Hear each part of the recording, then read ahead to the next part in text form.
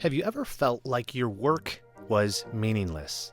Or maybe just part of your job felt kind of like, I don't see how this connects to my Christian life. Sometimes we feel like, yeah, of course I can witness to people at work, or I can, show Christ through being excellent in the stuff I do, but there's some parts that just don't seem to connect. What do we do with those? So in this episode, we're going to be talking about how Christians can have a God-glorifying attitude towards even the boring parts of our work. And we're going to show how this relates not just to work, but to Christian productivity as a whole. How you can look at your life and your work as two separate kinds of work. We're going to be talking about the trellis and the vine. Let's get into the episode. Welcome to the Redeeming Productivity Show. This is the podcast that helps Christians get more done and get it done like Christians. And I am your host, Reagan Rose. So welcome you back to another episode. I'm glad you're listening or watching, and that's just sort of a reminder for you. These episodes are on podcasts, players everywhere, and on YouTube. So if you're watching and you prefer to listen while you're on the go, you can find us on Apple, Spotify, or wherever you get your podcasts, and vice versa. If you're listening and you prefer to look at my ugly mug shouting these things at you on your computer or your phone, you can find us on YouTube as well. Encourage you to subscribe to both of those. And since we're talking about it, I would also ask a quick favor of you. If you like the show, would you do us a favor and leave us a review, especially on Apple Podcasts, and I believe Spotify does reviews now too, but you guys can correct me.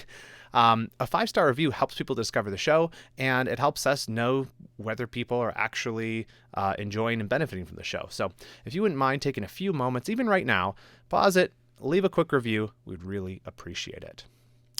But right now, we want to focus on the topic of the show.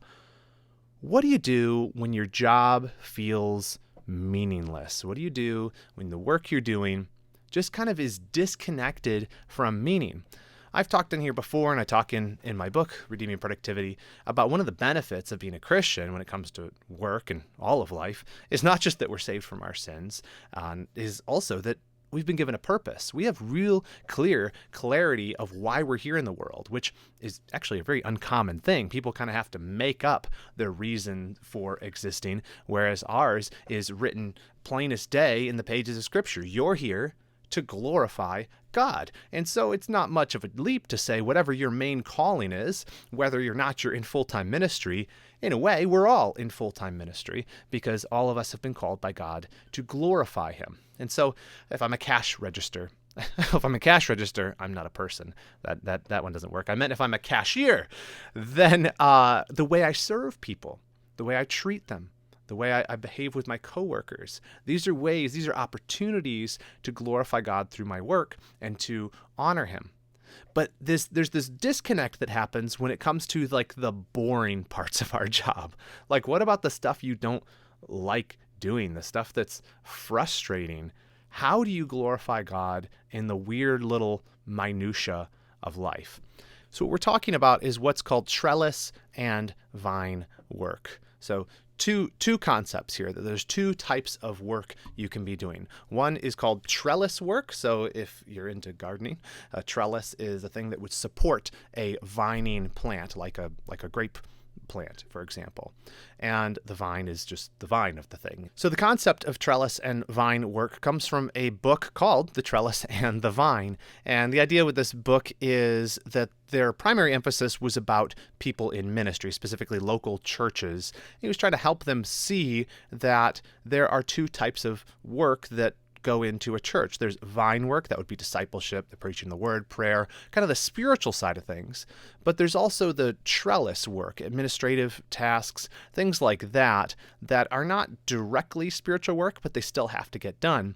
And they emphasize some of the problems that can go wrong when we don't look at these two categories of work in ministry as separate things. A lot of churches do this. They overemphasize the trellis work, where they focus a lot on programs and things like that, and the production of a Sunday service, etc., which are not unimportant things, but if you focus so much on that to the neglect of the actual spiritual work, you're not actually doing the job of a minister. And a lot of movements, the church growth movement, things like that, have really fallen prey to this pragmatism of focusing purely on the trellis and not on the vine work.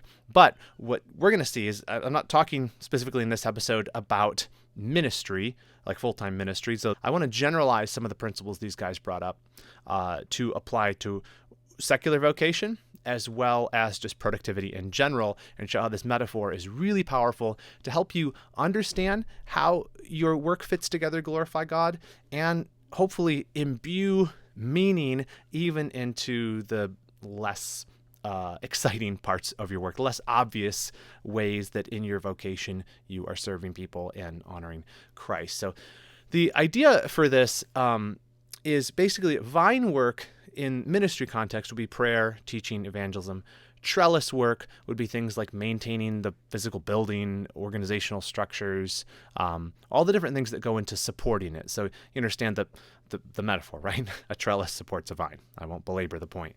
And the concept of this, it really comes from Acts 6 in a ministry context, right? Acts 6 is when the deacons are appointed. So basically the church in Jerusalem was growing super, super fast, and the apostles were doing all of these different things having to do with serving the people who needed food and some of these more physical necessities, and it was taking away from their ability to minister to people. And so that's actually what they say in Acts 6 is they appoint these deacons, or there's Stephen, there's Philip, these other dudes, who are, their job is to take care of the physical necessities of the people in the church so that the apostles could devote themselves to prayer and the ministry of the word, is what they say. And so that's where this idea comes from. There's really two elements to ministry work. And they have this great quote in the book that says, "We will be arguing that structures don't grow ministry any more than trellises grow vines, and that most churches need to make a conscious shift away from erecting and maintaining structures and towards growing people who are making disciples of Christ," which is a great quote, great sentiment, a great attitude when it comes to Christian ministry, and I think really, really helpful. If you are in Christian ministry, you haven't read The Trellis and the Vine, it's worth it to read it so you don't overemphasize the trellis stuff and focus not enough on the spiritual matters. But like I keep saying, this is not actually an episode about productivity in ministry. I really want to talk more about that concept and how it can be generalized to be useful to people in any calling in life, whether you're a homemaker, a CEO, somebody who's a cash register, because you've transformed into a cash register, or anything at all. This concept is really, really useful to help you find meaning, especially in the parts of your work that are a little less exciting, a little less obviously ways that you can honor Christ with your work. So believers in every vocation are called to do their work as an act of worship to God. So this is a primary thing you have to understand. If you're interested in Christian productivity at all, this is I don't know, ground zero. I don't know what you call this. This is foundational. I won't call it ground zero. This is foundational. Your work is a calling from God. That's what the word vocation means. It's from, I don't know, Latin, vaca, something like that. But I know that what a vocative is. It means you're addressing somebody. It's the word call, like vocal. You're calling somebody. A vocation is your calling. It's a synonym for that. And the idea is that, well, if you have a calling, then somebody must have called you, right? And it's implied in the term vocation or calling that God is the one doing the calling. He's put you in wherever you are in life, whether you're a retiree, you're working at a retail store, whatever it is you're doing. God's the one who put you there, and in his sovereignty, in his providence. You're there right now. And that work you're doing in that context can and should be done as an act of worship to him. You see this in Ephesians 6:6, Colossians 3:23 and 24, that there are things we're to be doing to serve Christ in whatever job you're in. But what do you do with the parts that don't seem like you could actually serve Christ in them? So I want to show you this trellis and the vine paradigm, how it's useful, and how we think about the proper place that personal productivity should occupy in the life of a believer as a whole, in work, outside of work, etc. So we're talking about Trellis and the Vine, and here's part 2. We're going to be talking about service versus slog. So I want to talk now about how this concept applies to work. And then in the next 2 points, we'll talk about how it can be generalized to productivity in general. So service versus slog. And the idea is, how do you view your work as an act of service versus something that you're just slogging through? You're doing it because you have to get it done. I think a lot of us, that's what we want. We want to have meaningful work. There's I get a lot of articles about this as I research the topic of personal productivity. People talking about should work be meaningful, secular authors. And as Christians, I think work should be meaningful. I think work can be meaningful, even if you're cleaning toilets. It all comes down to your thinking about your work. How do you view it? Do you think it's just a way to make money, a necessary evil, or do you see it as an opportunity to glorify God and serve others? If you do the latter, your work will be meaningful. Even the really boring parts that stink, that can really feel like a slog sometimes. So I got this idea actually from a John Piper episode of his podcast, Ask Pastor John. In it, he talks about the book, The Trellis and the Vine, and he was actually answering a question having to do with people who were thinking about, well, how do I deal with the money parts of my work? Like I forget what they did for a living, but these people, it was a service type job. And they're like, it's really obvious to me that we're serving people. And, even though we're not overtly Christian in it, like, I feel like I'm ministering to people. I feel like I'm being useful. It's obvious to me I can glorify God through this. But the money part, turning a profit, all of that, they're like, it just feels like almost icky. How should I think about that? And should I just be focusing on the parts that really feel like ministry, that really feel like serving other people? How do you get through that? Are they just necessary evils? And so Piper goes through some different ways to think about that. And one of them he appealed to this broader principle of Trellis and the Vine. He said, look, there's 2 parts to all work. There's trellis work and there's vine work. There's work that is sort of the main thing that feels really obviously like ministry. It feels really obvious and it's exciting. And I think as Christians, we enjoy that part, no matter what your vocation is. Like even if you're a parent, that's a calling too. Raising the kids, there's parts of that you feel like I'm really building into these kids. I can see how I'm doing this under the glory of God. But when you're just like dicing carrots and then the kid refuses them, like there's all these different parts of parenting that are like so disconnected. You're like, how do I do laundry under the glory of God? How do I think about this? And I think there's really 2 errors we can make when it comes to this trellis and vine distinction. One would be to overemphasize trellis work. And like I said, the guys who wrote the book, Trellis and the Vine, one of their main critiques was that a lot of churches, the way that they approach ministry actually overemphasized trellis work, meaning it overemphasized programs and systems and all the tools and stuff. And I think there's a temptation for any church, any large organization. You control complexity by creating systems and processes. But one of the troubles with systems and processes is you can start to depend on them, and it kind of takes the heart out of it. Like I find this temptation, even the stuff I do with redeeming productivity, is I want to systematize, I want to make processes, but somewhere in there the heart gets lost. And so that is one temptation, is you can overemphasize the trellis work and kind of see that as the main thing.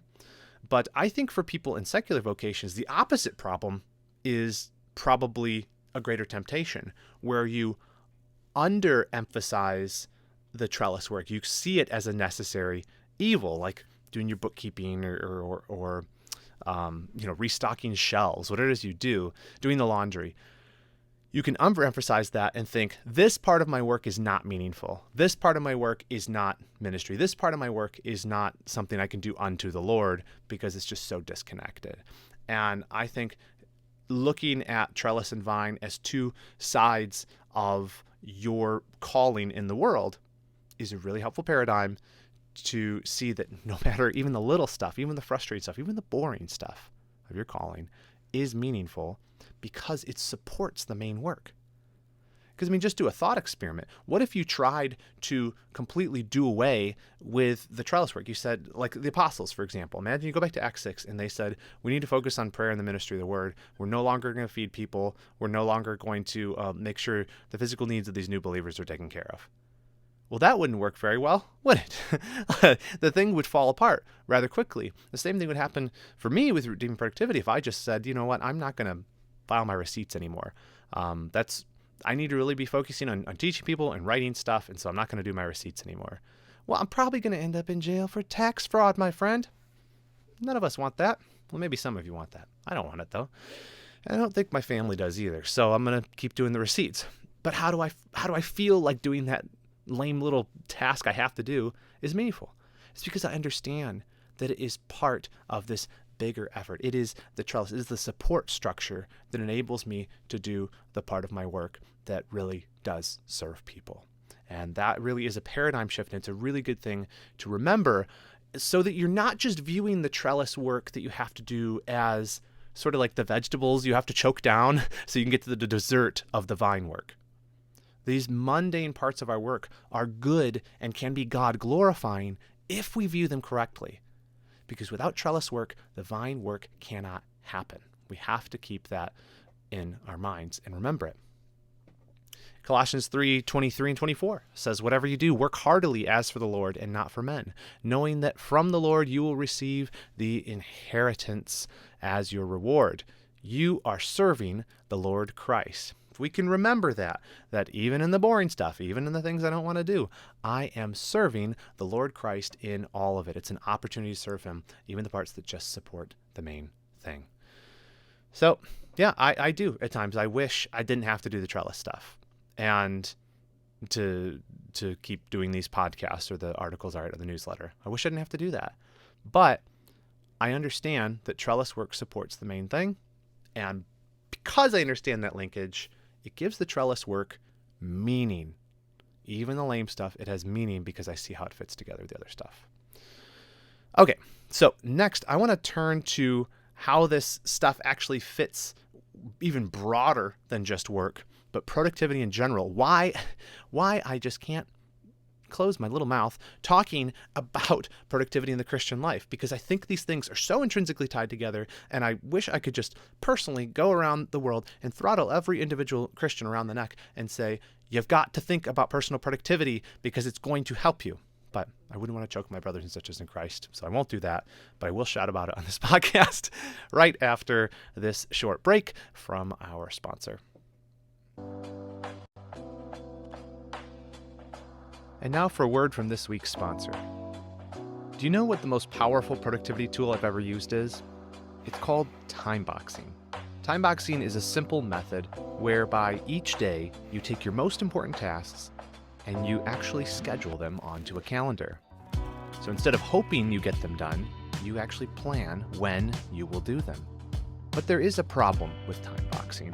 If you've ever tried to do time boxing using a digital calendar like a Google Calendar, you know how frustrating it can be. And that's why for years I've actually done time boxing on a piece of paper. That is until I recently discovered Sunsama. Sunsama makes time boxing seamless. Each day, all I need to do is add all of my items into Sunsama. Meetings for my calendar, tasks I need to do that day, and Sunsama helps me automatically schedule them to my calendar. It even walks you through these little prompts so you don't forget any steps along the way. Probably one of my favorite features in Sunsama is how easy it is to bump things to the next day, and it will just magically migrate on your calendar as well. It's almost like having a little digital personal assistant. You can try Sunsama today. It is free to try, and there's no credit card required when you sign up. I really think you're going to like it. Now, let's get back into the show.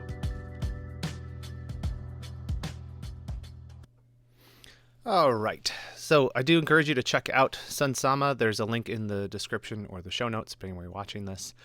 And check it out. I've really been enjoying it. It's a great way to do time boxing without some of the frustration of using a Google Calendar.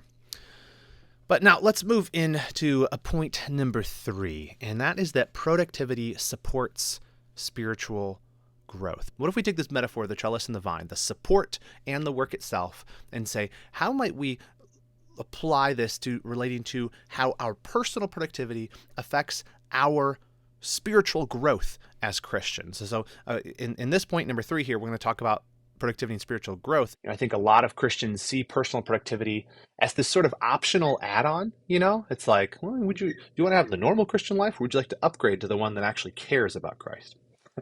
I choose the upgrade because that is the only one. When you call him Lord, that means he is your Lord. But what happens is a lot of times I've run into this because I talk about personal productivity in Christianity, is I get the impression that some believers sort of eye this subject of productivity with a bit of suspicion. They think, interest in productivity must be born out of some kind of pragmatism, right? That's seeking to usurp the work of the Spirit in our lives. So, for example, I talk a lot about discipline, self-discipline, and habits, and setting goals, and all of that. And a lot of times I get pushback, and people are like, "No, that's really the role of the Holy Spirit. If you're talking about spiritual growth, you need to take habits out of the picture." And I'm like, "How? How? Like, does it not follow that if you become proficient in skills like time management, goal setting, and good habits, doesn't it follow that that will support your spiritual growth and fruitfulness as a Christian?" I think it does. I think that the two are intrinsically connected. If I have understood how to form good habits, and I apply that to things like reading the Word every morning, I will read it more consistently, and I will be, in a way, taking responsibility for my spiritual maturing and putting myself in a river, as it were. And the river is God's gracious means by which He helps me to grow. So it's the same thing with going to church every week. You go there not just because you're supposed to, not because you're supposed to check a box, but because you're there to serve other believers, and you're there to worship God together, and you're there to grow through the benefit of hearing the preached word, through prayer, and through fellowship with the saints. But you don't get those benefits if you don't go. And so you make a habit out of going every week so that you consistently get those benefits, so you're consistently growing. I mean, this seems obvious to me. I don't understand sometimes people are like, "No, don't worry about the habits. Don't even think about that stuff.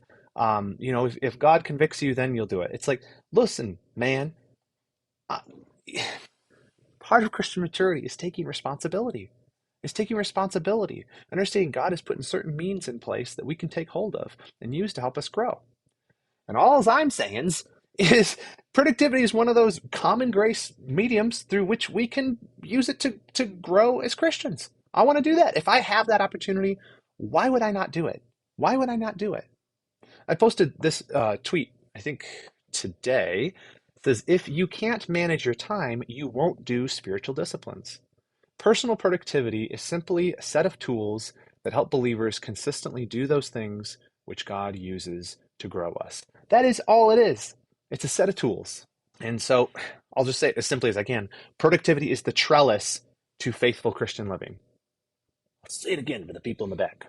Productivity is the trellis for faithful Christian living. If you learn the skills of habits, of goal setting, of different things, they will reinforce and enable you to be more faithful and to grow as a believer in all aspects of life. And so in terms of our spiritual growth, we recognize, of course, our ultimate growth, it comes through our connection to Jesus Christ. He's the true vine, right? John 15:5. Apart from him, we can do nothing. But we can focus on maintaining the vitality of our connection to Jesus Christ. And that's really what some of these self-discipline type aspects of personal productivity enable us to do. So the vitality of that connection is, I think, certainly aided by Trellis work in personal productivity.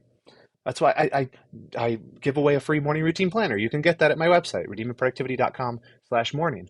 Because I think if you start your morning off right with some good habits, walking with the Lord, and ensuring that the other areas of your life have just a little bit of maintenance going on every morning, you will see growth happen. It's a natural byproduct. And it's funny. I mean, it's encouraging. I receive messages from people almost weekly that have either done the morning routine planner or they've gone through my course on morning routines, and they're like, "This has changed my life." And I'm like, "Of course it has. Of course it has. It's not the morning thing. That's just a tool." What it did is it gave you a plan, and it gave you a little bit of discipline so that you would do the things that actually do change your life from the inside out, so that you would get in that river where God changes you through reading the word, through prayer, and all these different things. So morning routines are really big, but that's just because it's part of the trellis work of growing as a Christian. But it's actually more than just spiritual growth where productivity fits in as sort of this trellis function in the life of a Christian. Thinking of personal productivity as trellis work, it also supports the vine work, not just of our spiritual growth, but the vine work of our fruitfulness as believers in performing God-honoring good works. And so that's the fourth and final point is productivity supports fruitfulness. What do I mean by fruitfulness? When I'm talking about fruitfulness, I'm talking about good works. Not that good works can save you. They can't. Only Christ's good works imputed to you by faith have any merit before God the Father. Your good works can't save you, but Christians who have been saved and have been transformed by Christ and the work of the Holy Spirit working in us, we will produce good fruit. Fruit and good works are synonyms. Good fruit. And in fact, this is emphasized in the New Testament. It says in Titus 2, verse 14, that Christ gave himself for us to redeem us from all lawlessness and to purify for himself a people for his own possession who are zealous for good works. Part of the reason Christ came and died on that cross was to purify a people for his own possession who were zealous for good works. This is not the narthex for heaven, the vestibule, the waiting room for heaven. That's not what this life is once you're a Christian. There's work to do. We are to be zealous for good works.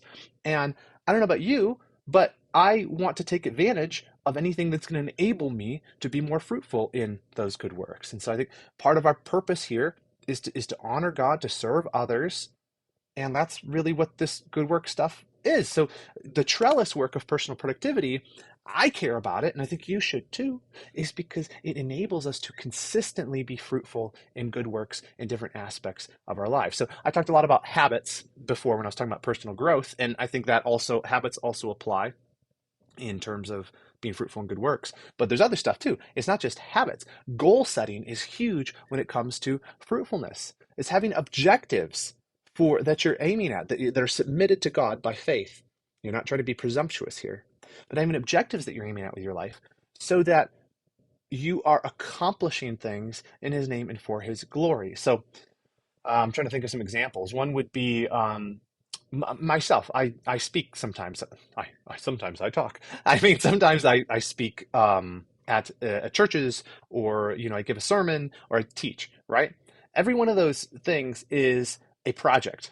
I have a little goal of giving this message, and I am very, very organized most of the time in trying to do that in a way that is smart, that is effective with my time. And how do I do that? It's because I've learned some principles for practically setting and reaching goals in a way that's predictable. Does that mean I'm not depending on Christ during that process? No. I mean, no, it doesn't mean that. Double negative. I am depending on Christ during that process. I'm soaked in prayer. In fact, this sounds unspiritual to say this, but I have on my checklist to remind myself to pray about different parts of that.